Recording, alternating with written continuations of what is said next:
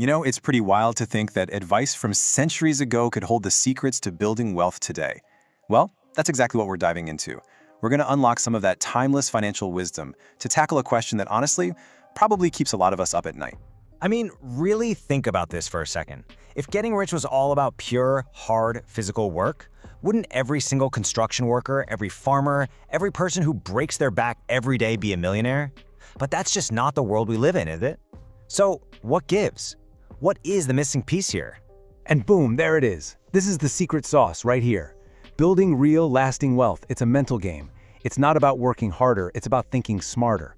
It's all about strategy, about intellect, and about knowing exactly where to put your energy to get the biggest bang for your buck. All right, so here's how we're going to break this all down. First, we'll look at the wealth paradox. Then, we'll get into the nitty-gritty with rules for building wealth. After that, we tackle a tricky one, the borrower's dilemma. We'll follow that up with some solid strategies for saying no, and we'll wrap it all up with the final lesson. Let's get into it. Okay, so let's kick things off with this fascinating idea, this paradox. There's this old saying that if you took all the money in the world and divided it up equally among everyone, within a few years it would all end up back in the very same pockets. Now, why is that? It's because wealth isn't just about having money. It's about knowing what to do with it. It's about having the mindset and the systems to manage it and make it grow. And that, right there, is why pure effort just isn't enough. So if just working your tail off isn't the answer, what is? Well, it's time to stop just playing defense and start playing offense. Let's talk about the foundational rules for actively, intentionally building your wealth. All right, these are the big five, the pillars of your wealth building strategy. Number 1, invest in your mind. This is non-negotiable. Number 2, recognize opportunities because they're not always obvious. 3, you have to value your time. 4, prepare for wealth before it gets there. And number 5, and this is a huge one, curate your circle. Seriously, if you only remember one of these, make it this one. Your single greatest asset isn't a stock, it's not real estate, it's what's between your ears, your own mind. Pouring resources into your knowledge and your skills, that's the one investment that no one can ever take away from you. And the returns, they compound for your entire life. Okay, let's do a little thought experiment here. Picture this number, $1 million. Now, imagine you lose it, all of it, gone. Yeah, that would be absolutely devastating, no question. But, and this is the key insight, as horrible as that would be, money can be earned back. With the right skills, the right mindset, it's a recoverable asset. But what about the one thing you can never, ever get back? Now let's compare that $1 million to time. Think about it. Yesterday is just a memory. It's gone forever. Today is right now, and it's slipping through our fingers as we speak. And tomorrow? Well, tomorrow's just a promise, right? It's not something you actually own. You can't get a single second of it back, ever. Time is your most precious, absolutely non-renewable resource. And this is something the wealthiest people on the planet understand in their bones. They guard their time like a fortress because they know it's the one thing all the money in the world can't buy more of. Okay, so you're doing all the right things. You're following the rules. You're starting to build a little bit of wealth. Things are looking good. And then a new challenge pops up. And this one is super personal. The people you love, your friends, your family, they start asking to borrow money.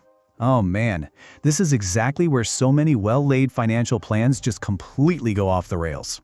There's this ancient cautionary tale about a merchant named Vishnu Das. This guy worked hard his whole life, saved up a nice nest egg. Then a relative comes to him with a heartbreaking sob story, asking for a loan.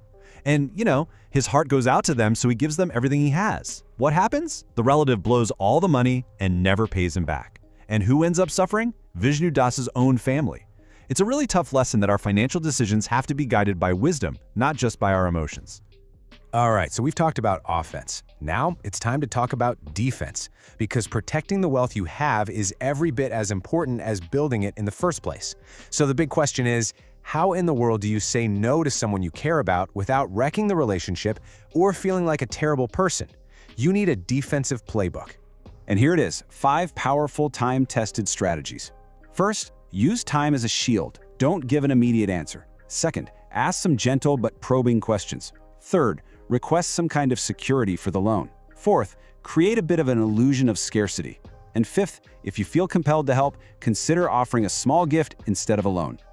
Okay, Let's zero in on that third one, requesting security. We're talking about collateral. And look, this isn't about not trusting the person. It's about sound financial principles. It could be something as simple as a post-dated check or just a simple written agreement. Think about it. If someone genuinely plans to pay you back, they shouldn't have a problem with this. If they push back hard, that is a huge red flag. And what about that fourth tactic, creating an illusion of scarcity? The best part is, you don't even have to lie. Your money should be working for you, right? So you can honestly say things like, you know, pretty much all my extra cash is locked in a fixed deposit right now, or it's all tied up into my retirement fund.